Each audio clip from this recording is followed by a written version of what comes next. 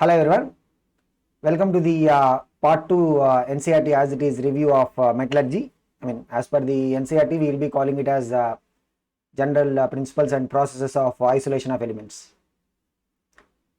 So in part 1, right, we have seen basic introduction into the metallurgy, the detailed processes in metallurgical operations. Then we have looked at particularly the first stage. First stage is enriching of the ore. So in this video, right, we are going to look at the second stage. Second stage is how do we obtain the metal from the concentrated ore. So here we will discuss about how do we obtain the metal from concentrated ore form. Now those who are looking at this video, right, you can also probably take a look at the first part so that you will have the continuity.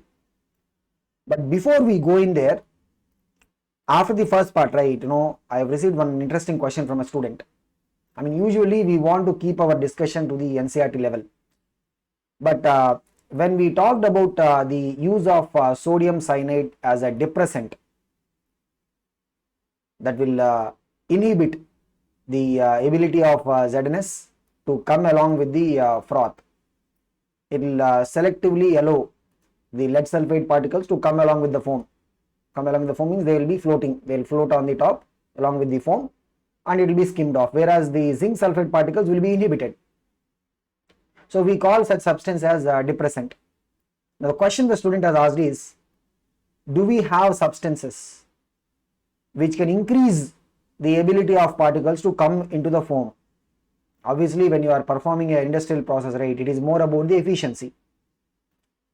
So yes, there are substances which can increase the ability of the ore particles to come into the foam. This is a little bit beyond the NCERT, but see, the idea is student was asking, just like a catalyst, right? In case of a catalyst, what we'll have a promoter that will enhance the catalyst activity. Same time, we also have poison. Poison will reduce the catalyst activity. So along those lines, the question is, are there any substances which will enhance the ability of the ore particles to come into the foam? Yes, there are. So we call them as activators. I'll tell you how the mechanism will actually work. So you have a zinc sulfide ore particle. If you are adding a copper sulfate to that suspension, because ore will keep it as a suspension in water, right? What the copper sulfate do is it will form a layer of copper sulfide on the ore particles. Ore particle means not a single molecule, it is consisting of large number of molecules. So there will be a coating of the copper sulfide. The copper sulfide, right, will have affinity for oil. We can say more affinity for oil. So which means what? It will be able to come along with the collector. So basically the use of activator, right, will help the collector to stay attached to the ore particles. Thereby what happens? The ore particles will come along with the foam and they will be floating on the top. What we can say? The use of activator, right, will enhance the floating characteristics of the ore particles. Floating characteristic means nothing, it will come along with the foam and whenever it is coming along the foam means what? It will be on the top, right? That is why we say floating. The same time, since we discussed about the idea of how activator will work, we will also take a look at how the depressant will work. If you are using a reagent like a sodium cyanide, potassium cyanide, what they do is they will suppress the oil wettability. Oil means we are referring to what? The collector or the foaming agent. They will reduce the oil wettability characteristics of the zinc sulfide. You see here what happens when zinc sulfide is reacting with sodium cyanide, potassium cyanide, right? It will form a complex. This complex will be soluble in water.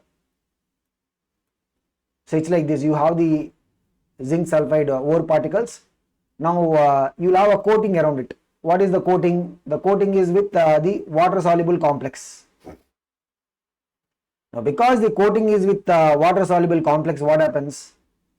These overall ore particles now are more wettable by water.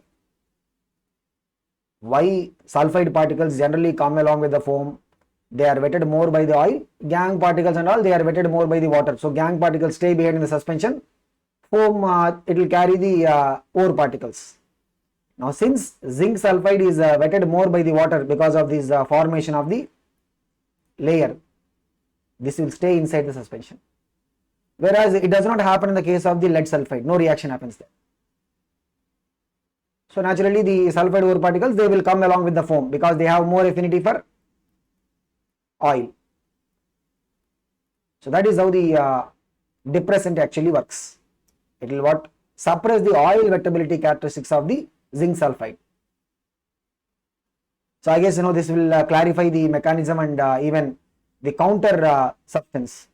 Depressant will inhibit, activator will enhance.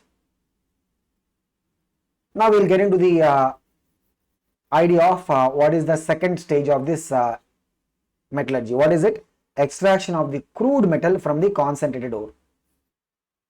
Like when we talk about the concentrated ore, we may have the ore in the sulfide form, we may have it in the oxide form, we may have it in the carbonate form, we may also have it in the hydrated oxide form. The thing is, before we go for the reduction, because in any of the combined state, metal will be in the positive oxidation state. When you are converting this into metal, right, basically what you are doing from positive oxidation state, you are going to zero, means what? Reduction. Thermodynamically, it is easy to reduce an oxide form than the other forms of the metal.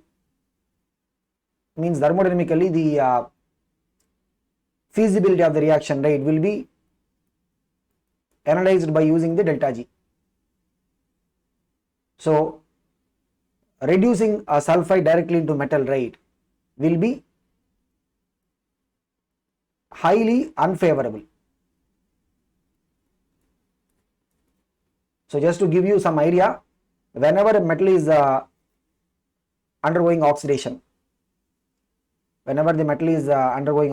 right, oxidation means it will change its oxidation state from 0 to positive. It will be what? A delta G negative. If you want to do the reverse, it will be what? Delta G positive. Means what? Unfavorable. Based on thermodynamics understanding, we have del G negative means what? Spontaneous. Del G positive means what? Non-spontaneous. So highly unfavorable situation will come when we want to reduce it straight from sulfide to the metal. So thereby we will try to convert the sulfide or carbonate into oxide form before doing the reduction step. So here we will have a breakup. If you do not have the metal in the oxide form, what we do? We will convert this metal into the oxide form first. Like sulfides, right? They will be converted into oxide form before the reduction. What is the reason? The reason is in terms of the thermodynamic explanation. It is easier to reduce the oxide than the sulfide, because reducing sulfide will be highly unfavorable as per the delta G values.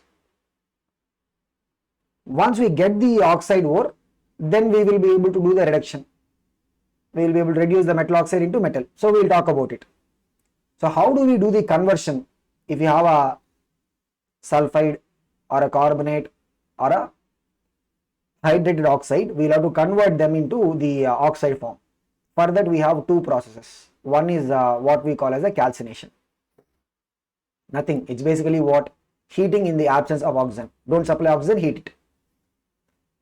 So like you see, this is used for carbonates and hydrated oxides. Fe2O3.XH2, hydrated ferric oxide. So we can also call it as what? Limonite. When you heat it, right, the water vapor will escape, leaving behind the oxide. Zinc carbonate, what is zinc carbonate? Calamine. Heat it, it will decompose to give us what? Zinc oxide. CaCO3.MgCO3, mixed ore, it's what? Dolomite. It will decompose to give us what? Calcium oxide, magnesium oxide. So you can see the volatile matter, right, that will be escaping, leaving behind the oxide form. So this is the calcination. What is calcination? Heat it without oxygen supply, that's it. This is used for what? Carbonates and hydrated oxides. The second one is roasting. Roasting is basically heating in the supply of the air. What happens? This is for the sulfide. So the sulfide ores, right, when you roast them, the sulfides will get converted into oxide. You can see ZnS converts into ZnO, galena PbS, Cu2s. So in every one of these roasting reactions, right, we will be having what? Sulfur dioxide getting emitted, effluent. We should not actually leave it because it is harmful, right? So we'll have to process it. So in industry, here in +1, our environmental chemistry chapter, right, we talked about the green chemistry principles. Means what? Whatever these harmful effluents, emissions, we will not just like that, leave them into atmosphere, because we know SO2, when you leave them into atmosphere means what? It can cause acid rain. So we will process it, or we will use it for some other purpose. Like this SO2, right, will be used for the manufacturing of the sulfuric acid. Generally, I mean, in the language of industry, right, we will call them as ancillary plants. Like if you have a roasting unit, you can have a H2SO4 manufacturing unit sidewise, because the raw material will come from here, and you will use this raw material to the manufacturing of the sulfuric acid, like that. Here one more important point is about the temperature. You see, roasting, right, the temperature is maintained below the melting point. What happens is, look at the reaction broadly. What is it? You have the sulfide, which is in the solid form. Generally, solid will have a lot of porous nature on the surface. What is happening here in terms of the reaction? The oxygen gas is coming and it has to react with the metal sulfide. It has to come and it has to react with the metal sulfide at the surface. Definitely, more surface area means more will be the reaction propagation. If it is melting, what happens is the total surface area, available surface area, will be reduced. So when you are melting, it means what? The one thing that will happen is the surface area will be reduced. What happens as a result of it? When surface area is reduced, the reaction rate will be reducing. That is one reason why we don't want to heat it above the melting point. We always maintain the temperature below the melting point. The second reason also is, if it is melting means there is a danger of the impurities dissolving in the molten state. When they dissolve in the molten state means they will come along with the metal compound, and that will get carried in further process we do. So these are the two reasons why we don't want to have a temperature more than the melting point. We want to have a temperature less than the melting point. And here, right, we should actually strike off something. Strike off in the sense, they have talked about this copper extraction or something related to copper. Okay, so don't even try to read it here, because it will be a lot more confusing, because we are anyway going to see this. When we go to the discussion about the copper extraction, we will cover it. Okay, don't try to read it from here, it will be unnecessarily confusing. In roasting, what is the idea? We need to have heating in the supply of oxygen. Sulfides will be converted into oxide form, and the SO2 that is released will be used as a raw material for the manufacture of H2SO4. And the reasoning question based on why the temperature is maintained below the melting point. That's it.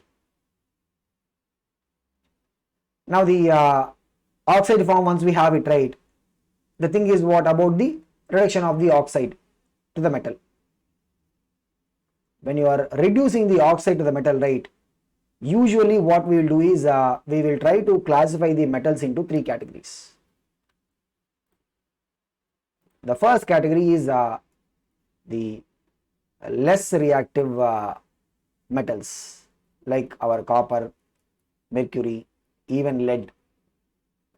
The second category is medium reactive, like iron, zinc.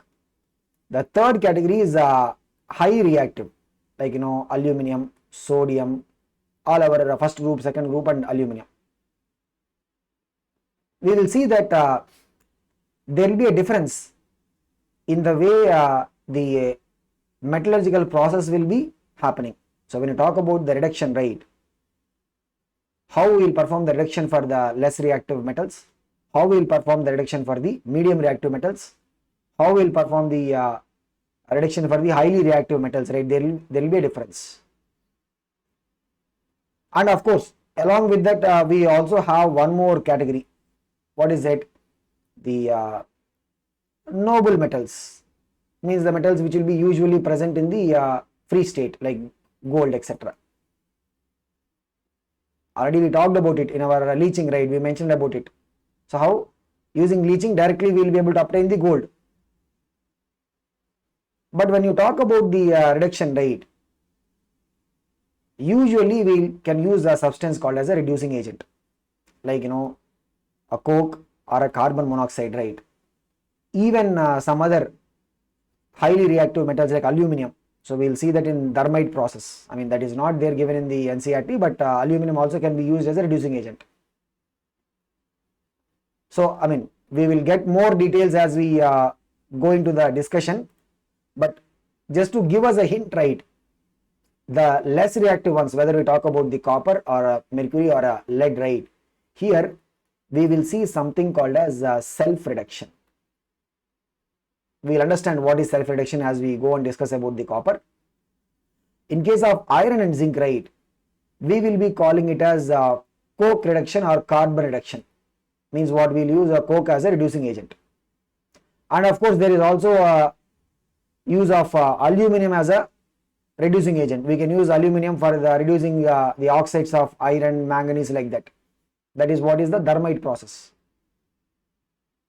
And for the highly reactive metals like aluminum, sodium, magnesium, right, we will be using electrolytic reduction. First, in our discussion about the extraction of the metal from the oxide form, right, we will start discussing about this medium reactive category, where we say we are going with a reducing agent like a coke, or we'll see even when we say carbon monoxide acting as a reducing agent, right, carbon monoxide has to come from coke only. It has to come from where? Coke. We'll see once we go to the iron extraction, right, we'll see how coke will be produced from the, I mean, how carbon monoxide will be produced from the coke, and how carbon monoxide can act as a reducing agent in case of the iron extraction. Yeah, so we'll have a reducing agent which will be combining with the metal oxide. So this is the overall reaction that will happen. What is it? Metal oxide will combine with what? Let's not bother about these X and Y, because nobody will ask us to balance and all that. So we have a metal oxide combining with coke, that will give us metal. Along with that, you see what is happening? Coke is undergoing what? Oxidation.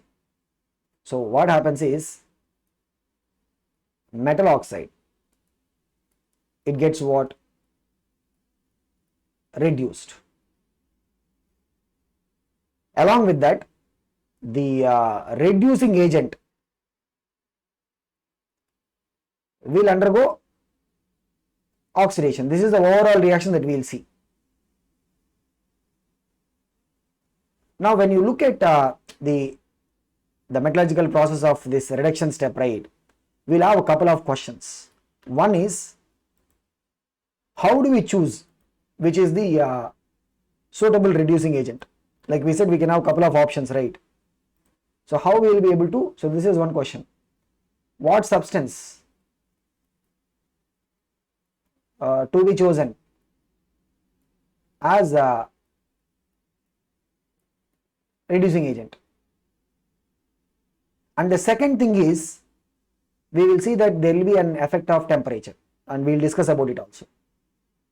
So how the effect of temperature, right, will play a role on the metallurgical process. So in fact, the entire study of the heat related aspects in metallurgy, right, because metallurgy is not just one chapter, I mean, because we have it as a chapter, but when I said it is a branch of engineering, it's a vast study. So one part of metallurgy which deals with this heat and temperature, right, we will be calling it as what? Pyrometallurgy. I mean, maybe this word, whenever you have these word based questions, right, that can be a possible question. Pyrometallurgy means what? The study of temperature requirement or the heat related aspects in the metallurgical process. So second question is, what is the role of temperature? I mean, we will not go into the complete study, but we will do a basic study, because complete study means what? That is studying one entire branch of engineering in that sense. The third question is, some oxides, right, will be reducing easily, some metal oxides, whereas some metal oxides it will be difficult for them to get reduced. So why some oxides they get reduced easily? So why some metal oxides get reduced easily while the others it is very difficult to get reduced? So this is our third question. So we'll have to get answers for these three questions. What are the three questions? What is the substance that we have to choose to act as a reducing agent? What is the basis? Second thing is, what is the role of temperature? This we will not go into too much of detail, but just the basic role of the temperature. The third aspect is, why do we see that some metal oxides they get reduced easily while the others it is difficult for them to get reduced? So these questions, right, we'll have to get the answers. If we get the answers means we have understood. So the answers for these questions, right, will come from the thermodynamic principles of metallurgy. Remember, in the beginning what we said, we will talk about the thermodynamic principles as well as electrochemical principles in the metallurgical process, right? So we want to get answers for these three questions, 1, 2, 3. So as we complete our discussion, right, we should be able to get answers for these three questions. But what is this thermodynamic principles? See, generally whenever we talk about reaction spontaneity, because what is happening here, it's a chemical reaction, right? In thermodynamics we will study that for a reaction to be spontaneous, right, the delta G, because for a chemical reaction means what? Temperature is going to be constant, isn't it? Delta G will be equal to what? Del H minus T delta S. In this del H is what? Enthalpy change.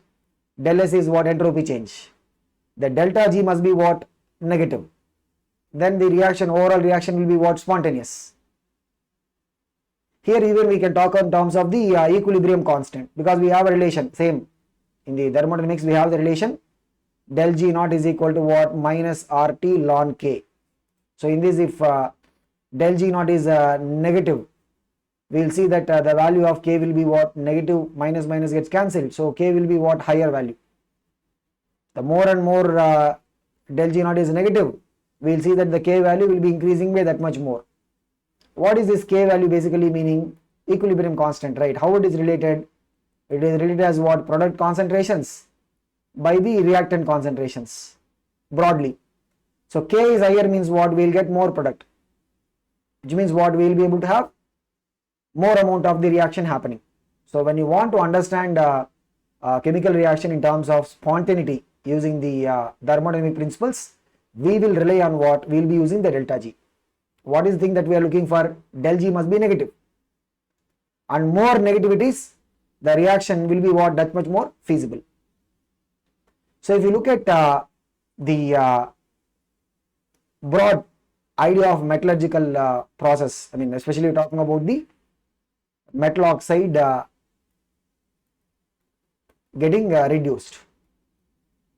Okay, at the same time what is happening? The reducing agent will undergo what? Oxidation. So in this it is not one reaction that is happening, two reactions are happening together. So we will see that broadly for this reaction, right, del S will be coming as positive. I will explain the reason also. Okay, so the reason is if you have, think of it. Okay, so we will just write down that same reaction. We have what? Metal oxide. Let's not worry about the coefficients. Plus metal oxide is in the solid state, imagine. Coke is in the solid state. It will give us what? Metal. Imagine if the metal is coming in the liquid state. Plus carbon monoxide anyway is gas. Look at what is there in the product side. We have gas and liquid. Sometimes the metal may be in the solid form also. But what do we see? Overall reaction, right? We are moving from solids to a liquid and a gas, which means what? The randomness of the particles is what? Increasing. So we can say broadly, delta S of this overall reaction is what? Positive. Delta S of the overall reaction is positive means what? On increasing temperature, look at this, delta S is positive.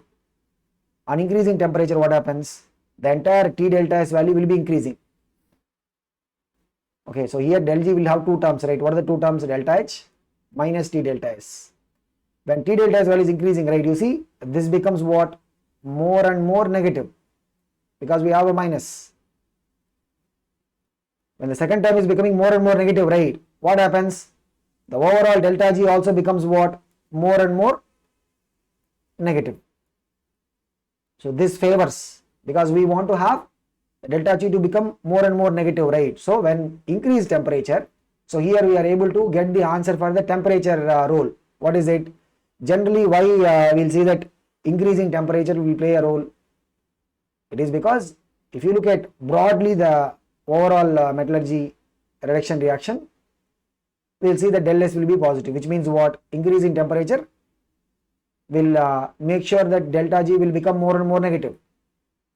And that is what we are looking for, right? The overall reaction becomes more and more feasible. And one more thing is, when you want to comment on the feasibility of the overall reaction, right, we should not just look at one reaction. It's not like we'll look at one reaction. We'll have to combine both of them. We have to combine both of them and look at the sum of their delta G values. And when you want to comment on whether the reaction, overall reaction is feasible or not, we have to look at what is the magnitude of the overall reaction delta G and also the sign. It should be negative, then only it will be feasible. Not only that, it should be more and more negative. Then we'll be able to see that the overall reaction happens with much ease. So that is what we are looking for. The overall reaction should have what? The delta G to be what? Negative. Okay. So the net delta G of the two possible reactions must be what? Negative. And then that's what will be giving us a spontaneous process. Now to understand how these delta G values will be there for different substances and also how they will change with temperature. So here we look at the delta G naught values of oxidation step of various substances. So for various substances, what is the del G naught for the oxidation step? With temperature, we will see this plot, and that's what we will be calling as Ellingham diagram. So this diagram, right, we'll talk about it, will help us to get answers for the other two questions. What are the other two questions? One question we have done, roller temperature. Second question is what? What substance to choose as a reducing agent. Now don't bother about the order of the questions. Okay, it's not like 1, 2, 3, but just that we have 3 questions, we have to get answers for them. The other question is what? Why some metal oxides get reduced easily while others it is difficult. So these 2 questions we have to get answers. Where do we find? We will be able to find the answers from the Ellingham diagram in a very easy manner. But before we go and discuss about the Ellingham diagram, right, let us just see if we have understood this part clearly. It's a very simple idea. A lot of people, right, the Ellingham diagram purpose is to make our job easy, to make sure that we get the concept in a very easy manner.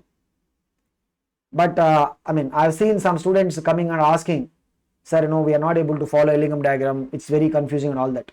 But we will see how we can make it to look very, very simple and straightforward, because the objective of the Ellingham diagram, right, is not to confuse us.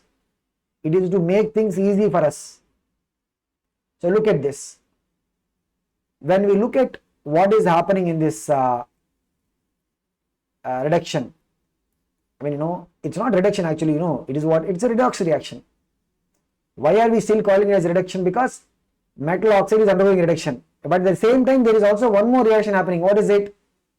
The reducing agent is undergoing what? Oxidation. So while we use this reduction so many times, right, don't try to just think about just the reduction reaction. There is also one more reaction happening together.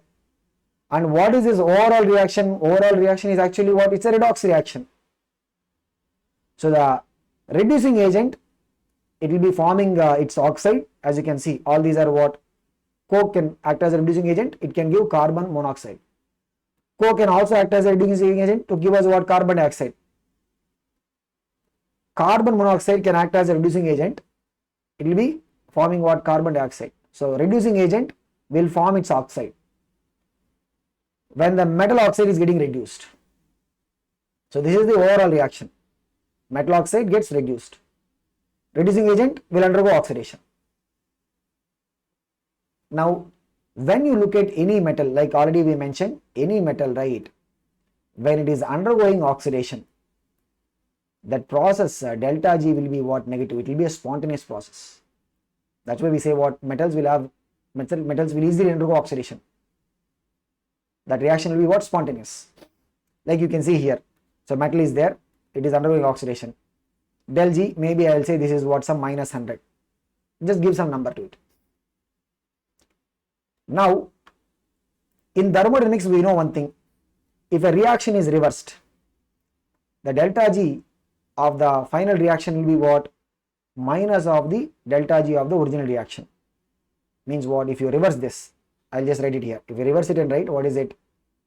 Metal oxide getting reduced to give us what? Metal plus oxygen. For this, you know what will be the delta G? Minus of minus 100 means what will be? Plus 100. So the reduction of the metal oxide rate is, that step alone is what? Non-spontaneous, because delta G is positive. How we can make it spontaneous? When the other reaction, what is the other reaction? Reducing agent reaction can give us more negative value for the delta G. Let's say this is giving us a minus 200. This is giving us a minus 300. This is giving us a minus 150. So what we must have? We must have the reducing agent reaction giving us what? Large negative delta G. So the role of the reducing agent, right, is to provide what? Del G, because we are looking at del G naught calculations. Del G naught negative and large enough to make the overall sum of the two reactions to be what? Del G negative. So you see here, if I have this is minus 200, add both of them, what is it? Minus 200 plus 100 means what? It will be overall what? Minus 100, like that. So for the reducing agent reaction, right, when the delta G is more and more negative, it means what? The overall reaction becomes that much more feasible. So here we will be able to get answers for the other two questions also. What are the other two questions?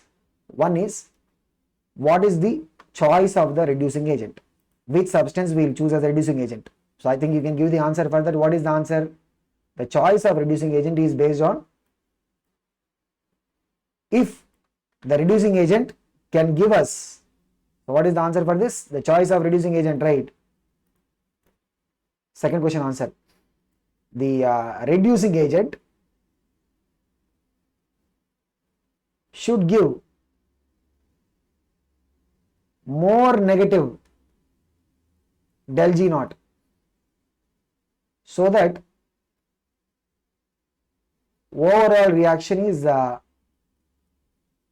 feasible. Feasible means what? Overall reaction delta G must become what? Negative, because already this reduction step of the metal oxide rate is what? It's del G positive. So we have to make the overall reaction del G negative, means what? These reducing agent reaction should become what? More and more negative del G. Then only the overall reaction becomes what? Feasible. So the choice of reducing agent is what? The reducing agent reaction should give us what?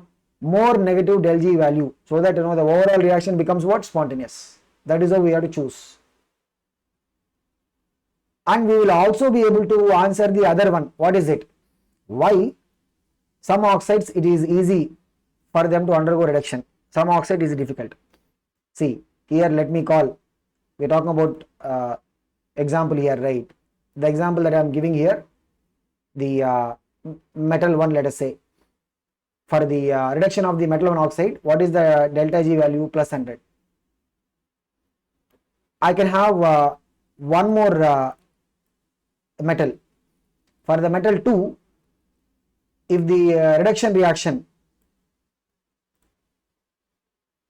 for the metal 2, right, if the reduction metal oxide giving rise to metal. If the delta G is, it will be positive. If the delta G is, say for example, plus 250. Means what? If you want to achieve this, it will be thermodynamically more difficult, because you see here, what is it? Delta G is very much positive. Here what is it? Delta G is positive, but it is less positive. So wherever we have the reduction step of the metal oxide, for that, if it is requiring us to have delta G more positive, means what? That is going to be very difficult for us to achieve. So if you want to compare different metal oxides, right, the one where we have a lesser value, means what? That reaction we can easily achieve.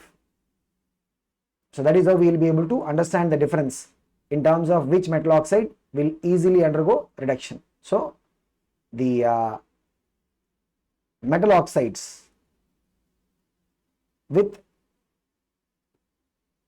less delta G requirement, metal oxides with less delta G requirement, right, will undergo reduction easily. So in this case, if you have to just compare, right, the metal 1 and metal 2, which case it is easy for them to get reduced? Metal 1 case it is easy for them to get reduced. Metal 2 it will be difficult. So this is how we will be able to get the answer for all the 3 questions. Now look at this. This is what is the Ellingham diagram. So this is what a lot of people keep talking about. So here Ellingham diagram, right, in our NCERT what we have is the del G naught values for 1 mole of oxygen. When it is combining with any substance, it can combine with copper, it can combine with iron, it can combine with any substance. All these are what? The oxidation reactions. How the del G naught values will change with temperature. Here we will be able to see lot of observations. As you can see, one thing, for all the metals, you take copper, you take iron, you take zinc. What is this? The oxidation. This is what oxidation, right? You can see clearly what is the thing. Oxidation, del G naught will be what? Negative. Means when you want to reduce them, the reduction part, right, the reduction of metal oxides will be what? Delta G positive, because you have to reverse it. Now the other thing is, when you want to compare different metals in terms of their ease of undergoing reduction, you see here I'm just taking, let's say 0 degrees as the temperature where you want to compare. Look at the copper. What is the del G naught? Minus 300 for the oxidation. What about this? Is the iron? This is some minus 450. So when you want to compare, right, copper and iron, just compare copper and iron. Copper and iron oxidation, what is the delta G? Minus 300 for copper. Reduction means what? Plus. Iron, what is the oxidation? Minus 450. Reduction means what? Just it becomes what? Positive it becomes. So where it is lesser, copper it is lesser. So copper will be able to easily undergo reduction. So when you want to compare the metals, right, the metal curves that will be at the top, like you see copper is sitting at the very top. The metal curve that is at the top, right, will be able to undergo reduction easily. This is one conclusion. So how do we read the data from the Ellingham diagram? Whichever metal is at the top, that can easily undergo what? Reduction. That is one. So we will write the conclusions from the Ellingham diagram, because sometimes we can expect straight questions on this also. What is the first conclusion we are having? The metals that appear at the top will easily undergo reduction. This is one. The second thing is, we said coke can act as a reducing agent. where coke will form carbon monoxide. This is the curve. Coke can also act as reducing agent to form carbon dioxide. This is the curve. Similarly, we said what? Carbon monoxide. You see here, this is the carbon monoxide. Carbon monoxide can also act as a reducing agent. Now, reducing agent should do what? Reducing agent should give us what? When it is forming its oxide, it should give del G or del G naught more negative, isn't it? Then only it will be able to make sure that overall reaction becomes spontaneous. Means what? More negative means that particular curve should be coming very, very below. You see here, because below means what? You are getting into more and more negative. So the curves below will represent what? Good reducing agent.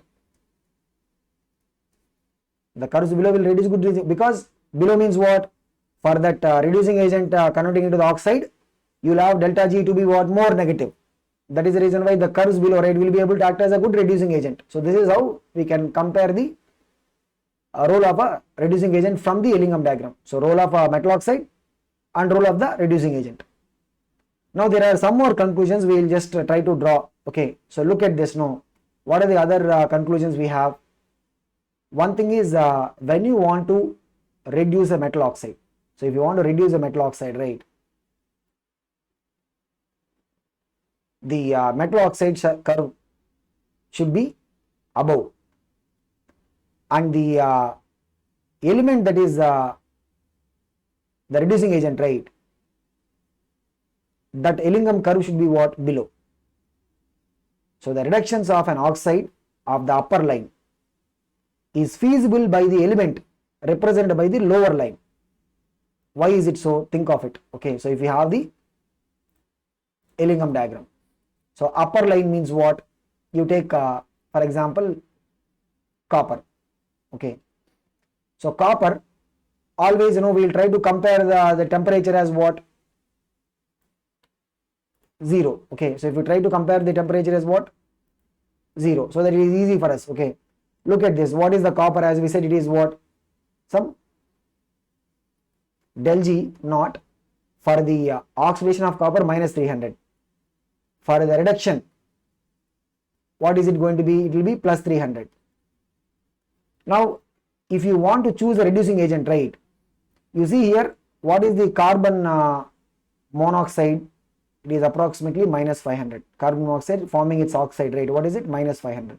So, when you have the carbon monoxide forming its oxide, right, what is the del G naught for that? Minus 500. When you add both the reactions, we will get what? Plus 300 minus 500 means what? Minus 200. Net will be what? Negative. So, if you want to reduce metal oxide whose curve is above, upper line, the reducing agent curve should be what? Below. If the reducing agent curve is not below, right, we will not be able to have overall reaction coming as what? Del G negative. Only when the reducing agent curve is below, we will have overall reaction coming as what? Del G negative. So this is how we will see the use of Ellingham diagram to choose the reducing agent. So here, not only that, I mean, this idea of lower line. So what is the thing that we need to remember? The oxide, which is represented by the upper line, the reduction of the oxide, right, is feasible by an element which is represented by the lower line. Not only that, more the difference, the reduction becomes that much more easier, because more the difference means what? If the difference is large, which means what? Like say for example, instead of using the CO as a reducing agent, let's say we will go for aluminum as a reducing agent. Look at this. This is what? Some minus 1050. If we go for aluminum as a reducing agent, Dermite process, then when aluminum is acting as a reducing agent, what is the del G naught for that? Minus 1050. Let us forget about the carbon monoxide. Okay, let us only look at these two reactions. When they are happening together, right, aluminum is acting as a reducing agent. It is reducing copper oxide into copper. The overall reaction del G means what? Plus 300 minus 1050. What is it? Net del G naught is what? Minus 750. You see here, that is becoming more feasible. Remember, del G naught is more negative means what? That reaction is going to be more and more feasible. So, the upper line metal oxide will be reduced by the lower line reducing agent. That is one. Second thing is what? The difference is large means what? The reaction will be that much more feasible. And we also have one more thing about the role of the temperature. You see here, sometimes what happens is you will have a crossover of the curves. Means what? If you want to just give them some kind of a numbering, right? Let's say this is a line 1 and the other is line 2. You will have a crossover. When you have a crossover, right? You see what I mean by crossover is below this temperature, line 1 is below. Okay. Above the temperature, line 2 is below. You see here what is happening? Below this temperature, right? What is it? Line 1 is below. Above the temperature, what is happening? Line 2 is below. Now, I don't need to tell you guys what is the importance of a below curve, because a below curve will be able to reduce the above curve oxides, isn't it? So, wherever this intersection comes, the point of intersection of the two curves, right, will also be important in terms of some analysis. Because below this means what? The line 1 substance element can reduce the line 2. Above this temperature means what? Line 2 substance, because line 2 is below now, right? Line 2 element can reduce the line 1 element. So thereby the temperature role will be critical. So generally what we said previously, increasing temperature based on that, remember del G is equal del H minus T delta S, we said delta S will be generally positive, thereby overall when you increase temperature means it will be favorable for the overall metal oxide reduction. But the role of temperature will be even more critical than what you think, because when you look at this from the Ellingham diagram, right, you can have a crossover of the curves. I'll explain the example, then we can understand better. Okay, so if you look at see here, what is this? Below this temperature, right, what is happening? The magnesium curve, you see here, magnesium curve is below. This is the magnesium curve. Means what? Below the temperature, magnesium curve will act as a reducing agent. So below the temperature, right, what is the thing that we observe? Magnesium can act as a reducing agent. Means what? It can reduce aluminum oxide. It can reduce aluminum oxide. But once we cross the temperature, right, you see what is happening? The aluminum curve is coming below once you cross the temperature, which means what? Above that T, aluminum can act as a reducing agent. Means what? It can reduce magnesium oxide. Not only that, we can see the importance of this in various other cases. Like you see here, there is a crossover. The coke converting into carbon monoxide. This is the curve. Okay, so I'll just show the curve in the red color. So coke curve and iron oxide. See here, right? The thing is, we are given only one iron curve. Iron FeO. We can also have the same kind of curves for Fe2O3, but they are not given in this Ellingham diagram. We can also have the same curve for Fe3O4 also. I'll show you the iron curve. Where is the iron curve? This is the iron curve. Okay, so I'm drawing it in the black. So below this temperature, right, you see what is happening? Below the temperature, let's mark it as what? T. I mean, Usually we may not get questions asking what is the temperature, like that we will not get questions. Okay, because I'll tell you, even this diagram also, right, it's not very much accurate. So that is the reason why they will not ask questions on the values of temperature, but just the idea. So below this temperature, did you see the iron curve is below, coke curve is above. Means what? Coke cannot act as a reducing agent. Only when you cross, then you see coke curve going below. So only after the temperature, coke can act as a reducing agent for iron. So that is the reason why generally, you know what, we will see that coke will be able to reduce iron oxide at high temperatures. Coke will be able to act as a reducing agent for the iron oxide when at high temperatures. And low temperatures means coke will not be able to act as a reducing agent, but carbon monoxide will act as a reducing agent. I will show you how. You see, where is the carbon monoxide curve? This is the carbon monoxide, this is the carbon monoxide curve. You see here, this is the one. Where is the iron curve? This is the iron oxide curve. So you see here, in the lower temperature range also, the carbon monoxide curve is what? Below, which means what? Low temperature range, the CO can reduce iron oxides, and high temperature range when you go means coke can also act as a reducing agent.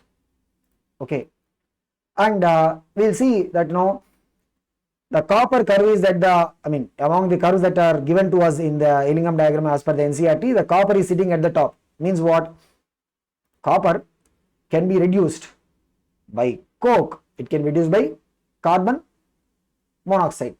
Even like say, only for the small temperature zone we'll have a coke curve coming above, but otherwise, from here itself we can see what? Coke line is below, which means what? The copper can be reduced by what?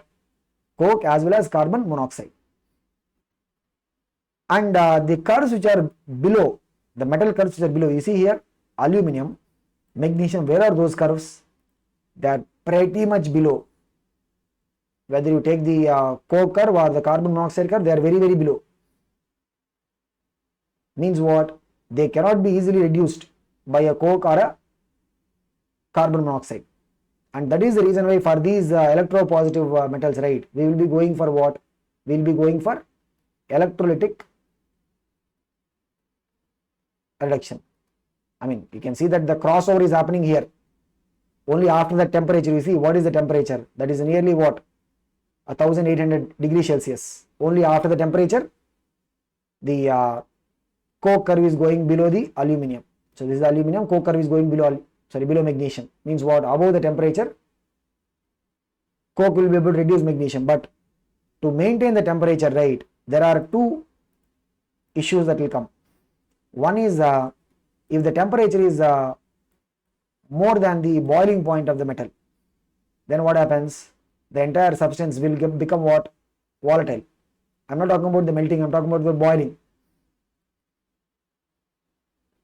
And the other thing is to maintain that high temperature, right, it will be very costly, because we are talking about industrial process, right? As I said, we have to have an eye on the economics. It's not like we can maintain 1800 degrees Celsius and 1900, because it is going to be costly for us. So that is the reason why for these electropositive metals, right, we will be going for what? Electrolytic reduction. We will do the reduction by passing current. We will talk about it. So this is how we will read the Ellingham diagram. So broadly, to summarize, right, what are the conclusions? First important conclusion, the metal oxide curves above, they will easily get reduced. That is the first conclusion. Then second conclusion, the reducing agent curves that are below are good reducing agents. Then the third conclusion is what? It is about the choice of a reducing agent. The upper line, metal oxides, are reduced by lower line reducing agents. So these are the three important conclusions. Then of course we talked about the importance of the crossing temperature, etc. We'll see some questions. In fact, no, so in the NCERT, I think here we have some kind of an, what I should say, a misunderstanding or maybe a typo also given. But we'll just try to discuss these questions in a proper way. Suggest a condition under which magnesium could reduce alumina. Means what? Magnesium could reduce Al2O3. So what is the thing for that? For that, the magnesium curve should be below, right? You see here, this is the red color temperature that is marked. Okay. So maybe we can take it close to what? It's not exactly, but maybe we can take it out close to some 1400. As I said, right, nobody will ask us the exact temperature values. Below this temperature, you see what is happening? Where is the magnesium line?